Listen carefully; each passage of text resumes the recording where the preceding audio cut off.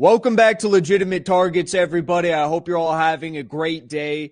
There's so much going on right now in the Trump administration. You might have lost sight about what's going on with the FBI and the intelligence community. Lots of very big promises and high hopes for this FBI and for clearing out all of that filth in the swamp that is Washington, D.C. And the greater area. With this second Trump term. Whether or not that's happening is another question. There's a lot of statements, but seemingly little action. So joining me today is Colleen Rowley, a person who I think is probably best equipped to speak on this matter. Someone who has some very interesting ideas for how the FBI could possibly be fixed, how maybe parts of it can be redeemed, and how it could possibly be focus on actually doing its real job again, rather than political persecutions at the same time as covering up and not doing its work when it comes to the most difficult crises that we face. Ms. Rowley is a retired FBI special agent and a whistleblower who exposed the pre-9/11 intelligence failures of the FBI, earning her Time Magazine Person of the Year in 2002. For that work. So, Colleen, thank you so much for joining me today. How are you doing? Well, we have a beautiful day in Minnesota. Summertime is fine here, not so much in winter. But we are in the throes of all kinds of local actions. You know, they always say act locally, but think globally or something like that. And I'm in two right now, one of which is, just to give myself an excuse in case I flub up something when I'm talking, we're on day 8 of a fast against genocide. Wow. And I've lost already 10 pounds wow. in about 8 days. And so you're trying to eat a little bit of protein because we're saying we could eat 250 calories a day, which is the average amount that the Gazans are getting right now. And so, you can eat a lot of lettuce, but I don't think the lettuce helps your brain that much. Anyway, so we're doing that. And then the other thing is, I was the legal counsel in the FBI for the last 14 years of my career. I had to step down after I spoke out against the Iraq War and got on the front page of the New York Times, one of the very few people that got on the front page of the New York Times saying that this would backfire and it was wrong. It would hurt the FBI. It would increase domestic terrorism, everything I could think of argument wise that this was the wrong thing to do, which was start war in Iraq. And when I did that, of course, the FBI, there's a lot of group think. There's always been group think. Most of the office said they couldn't trust me anymore. I was the highly respected legal counsel for 14 years. I, went to law school, passed the bar examination. I know all of that Miranda rights stuff in and out. But, I had to step down from my legal position the last year of my career and go back to being an agent. It's a long story. If you ask questions about it, but the bottom line is that my background is has speaking out, and so when we got the chance, I don't know if you know about this action, but there was a class action against taxpayers. Class action against genocide, against all of our congresspersons and senators who voted for to arm Israel. Okay, so way back in 2024, and in fact in Minnesota, it turns out only one of our congresspersons did not vote to fund the genocide. Both of our senators, both women, Amy Klobuchar, and by the way, almost all Democrats, and they all voted to fund Israel's genocide. So because I have that legal background, I took it on to initiate here in Minnesota a class action complaint against all of our congresspersons on behalf of taxpayers. Wow. And now we filed that complaint on May 12th. And now I'm trying to figure out how to serve. We have to do personal service on these people. And so, if any of your listeners have a good idea or know how to go to one of these town halls or by the way, in Minnesota, they hide. They don't hold public town halls anymore. They almost all hide from the public. And if you write them something saying, no bombing Iran or something like that, they write you a one sentence back that says, thank you for your input. I'm so honored to be your senator, because Klobuchar has a 2-sentence response. And I've gotten literally hundreds of these because their doors are locked. In Minnesota Nice here, we call it Minnesota Nice. All their doors are locked. You cannot get in. I am jealous of Code Pink in Washington, because you often see them get into the offices. And we can't, in Minnesota, we can't get into our congressperson and senators' offices anymore. And they don't hold town halls. So I'm trying to figure out how we can serve them with the class action complaint of Minnesota taxpayers against genocide.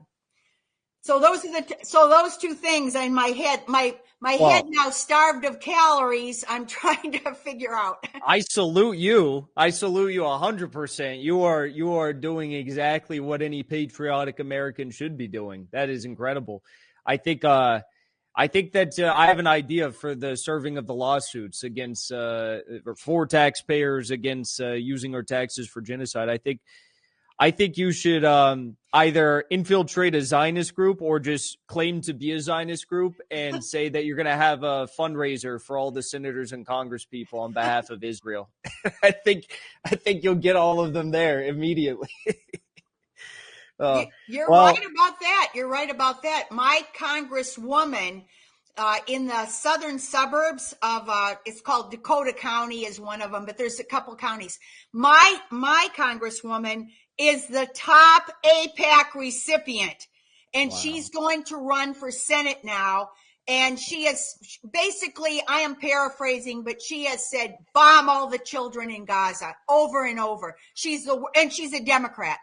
She's a lesbian Democrat. She hits all the buttons for looking like she's the perfect liberal, whatever.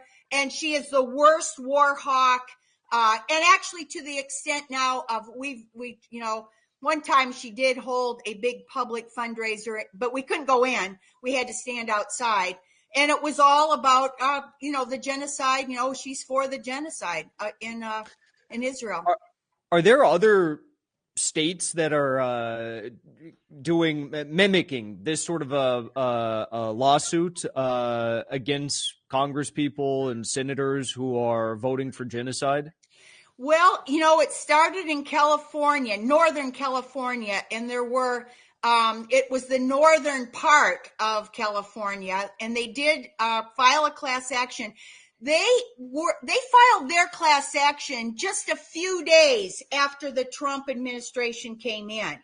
And I think now there's and their class action got dismissed very flippantly by a judge who said, don't you know, all of the wars and even genocides are just a political issue.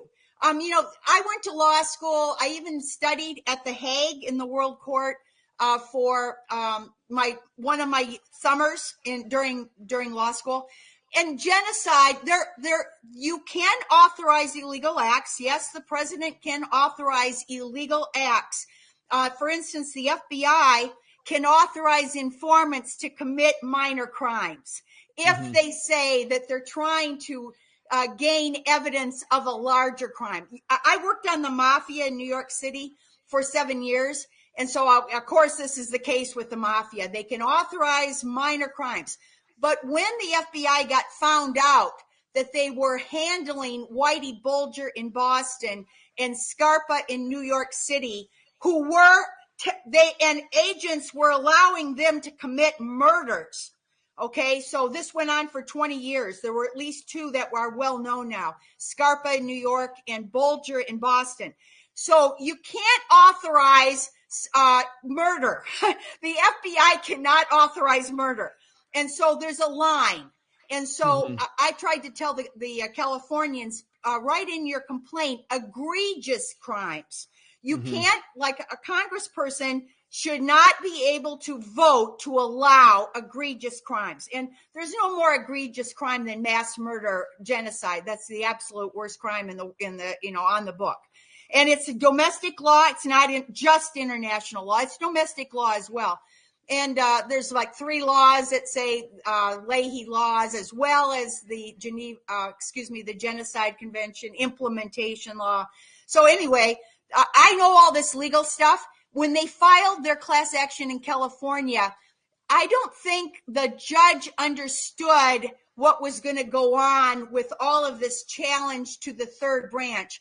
And so what I did in our complaint is I added all of this founding fathers, all this language about the founding fathers, creating the checks and balances in the 3 branches, etc.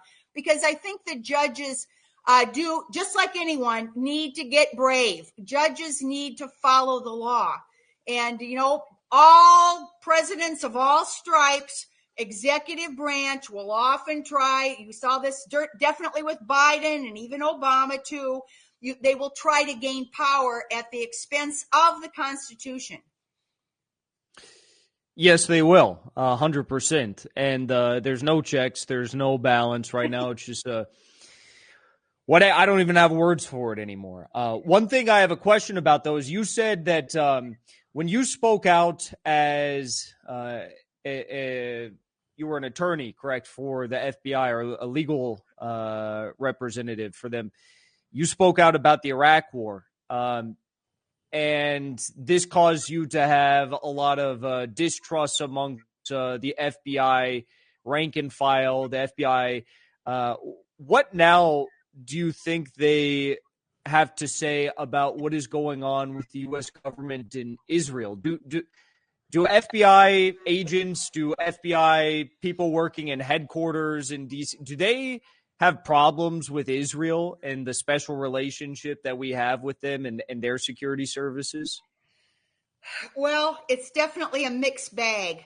Back in my era, and even for a while after my era, there were even SES, which are executive higher level FBI cadres, who understood that Israel was trying to control the United States. And a lot of it is through bribery. Now we have the AIPAC and the PACs are legal. But before that, big money was a little more under the rug.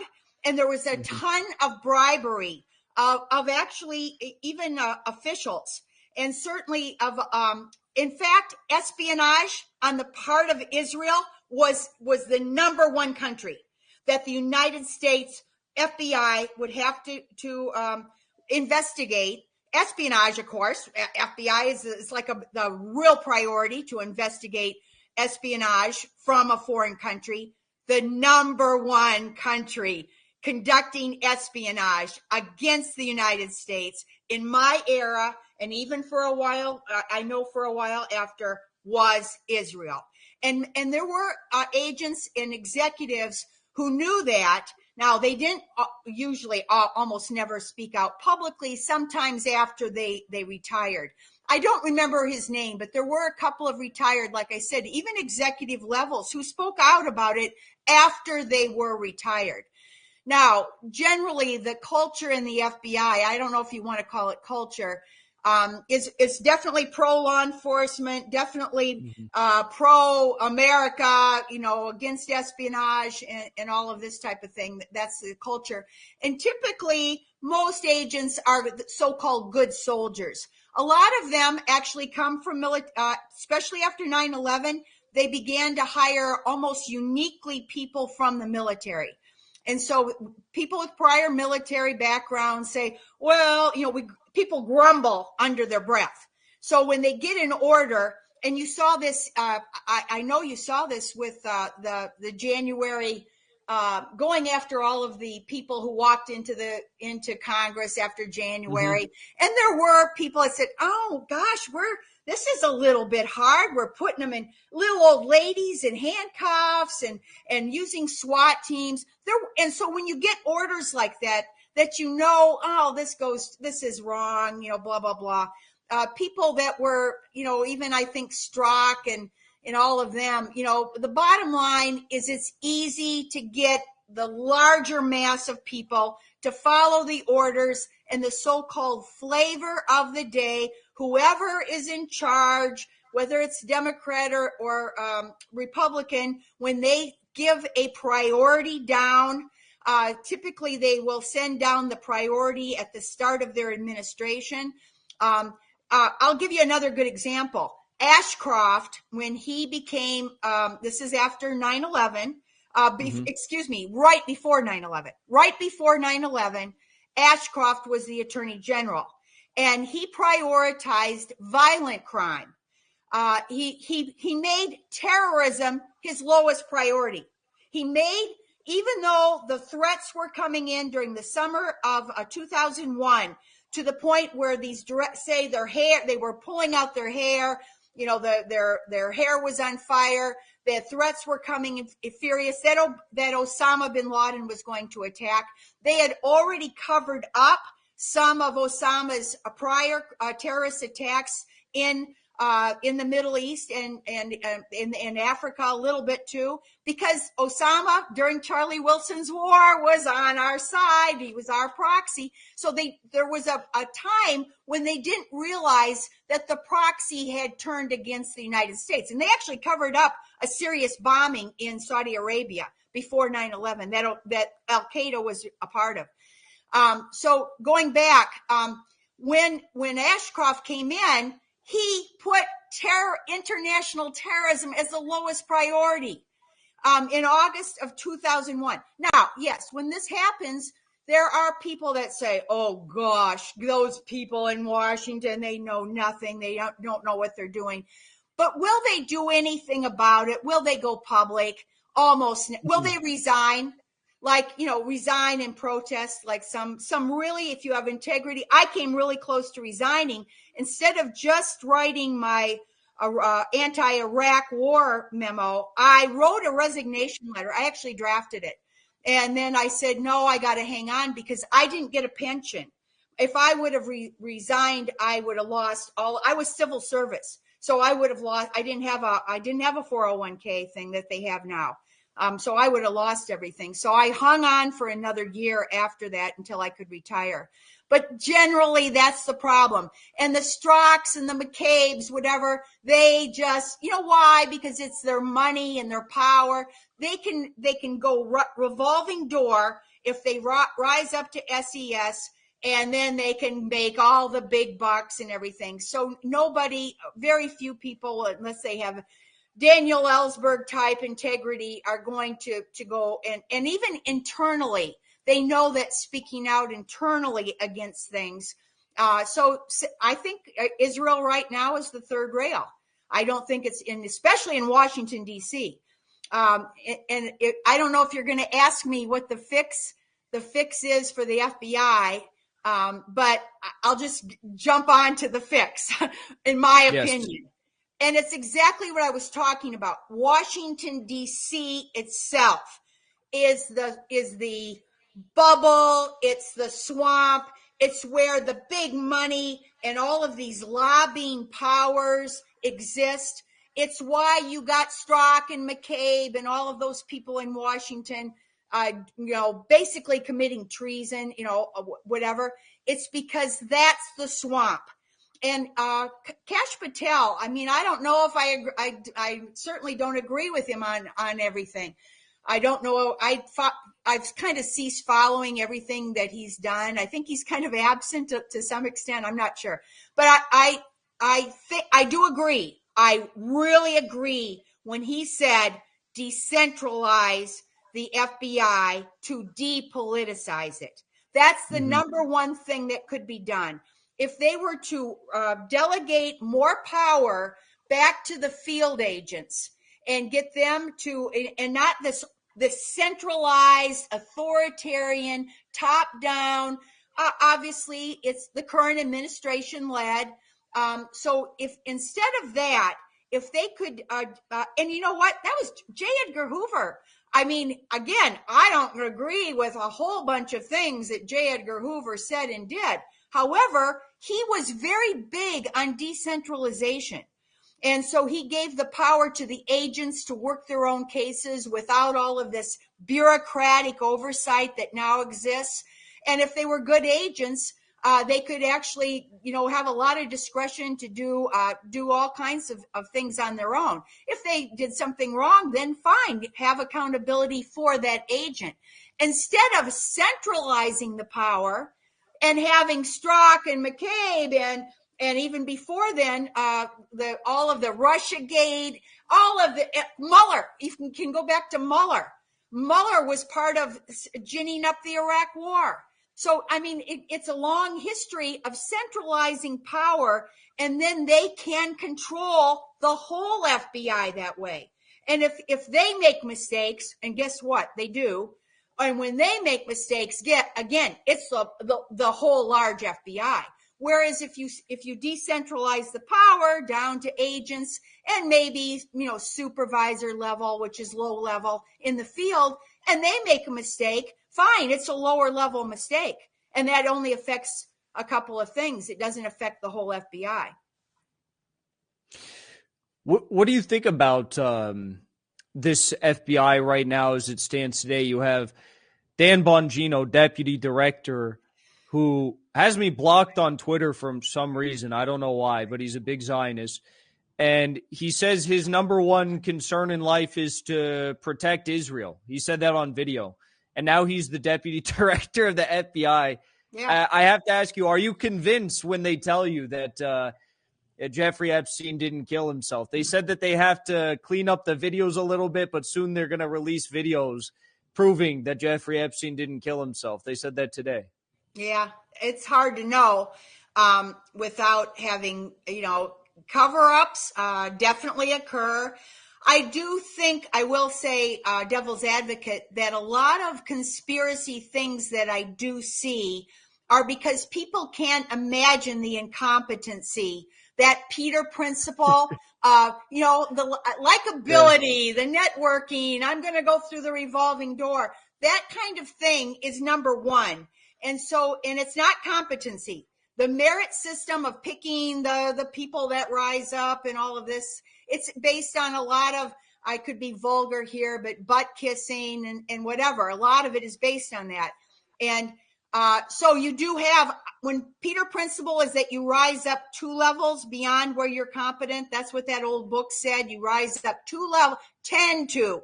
All of your CEOs, all these people tend to rise up 2 levels. No, in the FBI, it was 4 or 5 levels higher. I saw so much incompetency. I could write not just one book. I could write 2 or 3 books of unbelievable incompetency because people rose up way beyond. So a lot of times those actions, they look like they could be false flags, but no, they just don't catch things. I mean, a lot of it is basically in a mixture of arrogance and ignorance. Arrogance and ignorance, you'd be surprised. So I will say that in response, but Bongino, of course, with his love of Israel, Tulsi Gabbard was so disappointing. I and others stood out at our Minnesota State Fair in 100-degree heat for 2 weeks. We actually built our own little Tulsi Gabbard for president, little stand, and handed out buttons and things. And we had her father come into Minnesota. We had our own little campaign for Tulsi Gabbard here when she was running for president. And then, she thinks she has to say that Israel is she doesn't come right out and say Israel genocide is great. She's careful, but she and Bongino are on the same level. I don't know. I think it was a price that you had to pay to get to be named in the Trump administration. And that's because of probably the big money that came from Marian Adelson to Trump. And he said, we will have nobody in the administration who is not for supporting or arming Israel at all costs. And yeah, I mean, obviously right now, Bongino and stuff, they're protecting. There's no doubt they're going to be. If there's allegations of espionage or killing, one example is killing Americans. So Israel has killed Americans for many decades. The U.S. Liberty is a famous example. But just before the October attack, they shot a sniper, Israeli sniper shot this journalist, American Palestinian journalist working for Al Jazeera, Shireen, right in the head. I mean, it was a deliberate, she had press on and they shot her right in the head. Now, normally, if you remember the Achille Lauro, a lot of my even colleagues went overseas to work on international terrorism cases when an American citizen was killed. That one of the first times was the Achille Lauro terrorist attack they threw people over the boat.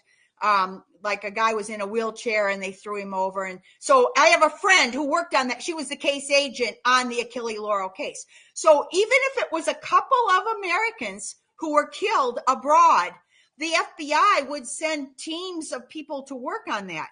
And guess what? Shireen, nothing. No investigation at all. And it's well known now, there's a lot of evidence that she was deliberately shot in the head by Yeah. So it's pretty darn, they're exceptional. You know, if you want to use the word exceptionalism, it applies to only one foreign country. They can spy on the United States. They can kill American citizens. They can lobby without having to register under the Foreign Agents Registration Act. They can do all of these because they are the only country. They can violate all of our laws, all of those Leahy laws, etc. And it's Israel. And it's sad now because I know I'm talking too much, but you know, I just saw this term. I think it's pretty good. The person who was a peace guy in Chicago, I just posted it on my Facebook, head of a peace coalition in Chicago. And he said, well, the United States is the sugar daddy protecting Israel. And he said, I guess we could call it the genocide daddy. We've become the genocide daddy. So from sugar daddy to genocide daddy. Pretty much. That's what it is. I agree with you. It's a very big shame to see Tulsi's, opinions and how much they've shifted on this. It's, she was never perfect on the matter, but she was better than she is now. And now it's horrible. I have one last question for you. As someone who tried your best to stop the plans that were underway for the 9/11 terrorist attack, and FBI, DC, they really screwed it all up. Do you have any hope that this Trump administration and intelligence community will play a meaningful role in bringing the truth to light behind what happened on 9/11? Because there's been a greater conversation as of late. Tucker Carlson has helped reignite it. Candace Owens has done some episodes on what really was going on here and what was this 9/11 commission, this clearly bogus show trial. Do you have any hope for that? First, I want to make one minor correction on Colleen Raleigh tried to stop the 9/11 attacks. The agents in our office, again, this goes with my theory, delegate the power down to the case agent. If those agents had been allowed to search the belongings of the terrorist suspect in Minnesota in August of 2001, nearly a month before the attacks, they could have prevented 9/11. And it was a low-level agent with only 3 years in. And he had been a pilot. That's why he knew all of this stuff, immediately knew it. his own acting supervisor, who only had 5 years in, basically was on the phone on August 28th, I think, August, again, 2 weeks before a little over, almost 2 weeks before the attack, with headquarters, and they would not do anything in headquarters. Again, this is the cesspool in Washington, because they're so busy protecting proxies, different little, agendas, and wanting to rise up and punch their buttons so they can go through the revolving door. So that supervisor said, don't you know this is a guy who could fly into the World Trade Center? He said that about Zachariah, and then afterwards he goes, how did you say that? And he goes, I don't know. But they were getting warnings. They were getting warnings about this all summer. So again, those agents did everything. They did everything. I was the legal counsel, and I was just saying, yeah, you have to get a warrant. You do have to get a warrant to search. And they went through this FISA, Foreign Intelligence Surveillance Act process, which was right. No one disagrees with that. That was my opinion. That was headquarters. Afterwards, headquarters hated me because I spoke out about 9/11, but they basically agreed with the same point. Okay, so I became the whistleblower afterward because of the cover-up. Mueller went out right away and said, there's no way we could have prevented 9/11. We had no warnings. Just lying his head off. And so did a bunch of other people. So then that's when I wrote the memo to the Joint Intelligence Committee. In all fairness, all of those inquiries about post 9/11 inquiries, the one that did the best job was that very first one, the one I wrote the memo to, the Joint Intelligence Committee inquiry that preceded the 9/11 Commission. And they had like 20 some pages that were blacked out. And that was covered up. The 9/11 Commission covered up some of the information that came out by the JICI. And actually, even one of the senators got furious afterwards. He became a whistleblower himself. I'm not sure if he's still alive, but he spoke out and wrote a book about it. That they were covered up. So cover-ups absolutely occur. I know for a fact that there is still information, one piece of information that is widely known but has never been officially acknowledged, is that the 2 FBI agents that were assigned to the CIA Counterterrorism Center were told they had to lie. So they admit now that they lied to the JICI and to the 9/11 Commission. And because they were in that CIA, now, I think the bulk of what's still to be uncovered is the stuff involving, who was the Greek CIA director who got the Presidential Medal of Freedom and told Slam Dunk, oh gosh, what was his name? He told Bush that Iraq War was a slam dunk. He's a horrible guy. He was a Greek, Greek American, and he covered up 9/11 big time. You don't remember his name either? I don't. They gave him the Presidential Medal of Freedom afterwards. And he actually had to fall on the sword and take the blame for the Iraq War, because he's the guy who told Bush, he was the CIA director. He told Bush, it's a slam dunk that they have nuclear weapons and whatever. Complete lie, complete lie.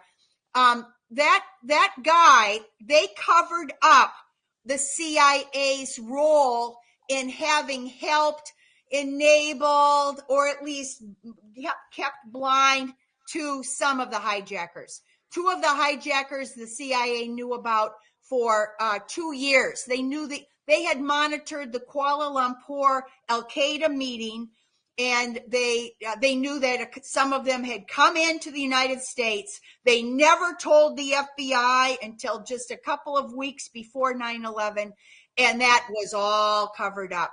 So was it George Tenet? Who? George Tenet? Tenet! Yeah. Oh my gosh. There's worth the fat. That's what 8 days of 250 calories a day. Yeah, Tenet was briefed. Tenet was briefed on August 23rd. Fundamentalist learns to fly. And the problem, again, my educated guess, why did they keep all of this quiet? Why did they protect Al Qaeda? Again, you're talking about protecting Israel. Actually, before 9/11, there was protection of Al Qaeda, and there is again now in Syria. And the reason for this is foreign policy, global chessboard. They used Al Qaeda as a proxy force. They couldn't grasp that Al Qaeda had turned against the United States. There's a lot of things here going on. And yeah, I'd love to see another, a fuller, more objective, without appointing Zelikow, who was Condi Rice's best friend and a cover-up expert. A lot of the official inquiries that occur after a debacle tend to appoint somebody that they can either bribe or count on to give them the narrative, the official story. Well, I'm not going to hold my breath, but I sure hope that we see that day very soon. So, Colleen Rowley, thank you so much for joining me today. Where should people follow along with you online if they want to stay up to? I want to stay up to date with these court cases, with the fast. I want to stay up to date. So, where should everyone check out your work?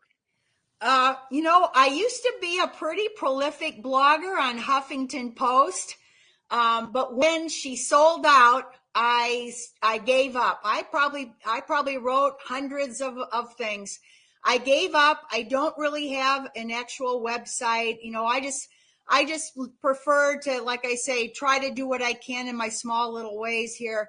But the genocide, taxpayers against genocide. If there's any Minnesotans out there, and you have to be a taxpayer, if there are any Minnesotan taxpayers who are against the Israeli-U.S. genocide, they can find it and sign up at Minnesota. They have to Google Minnesota Taxpayers Against Genocide JotForm.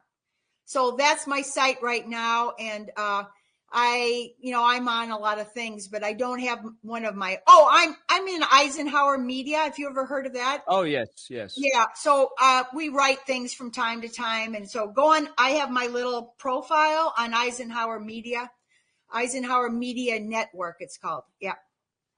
Very good. Thank you so much for joining me today. Yeah. Thank you.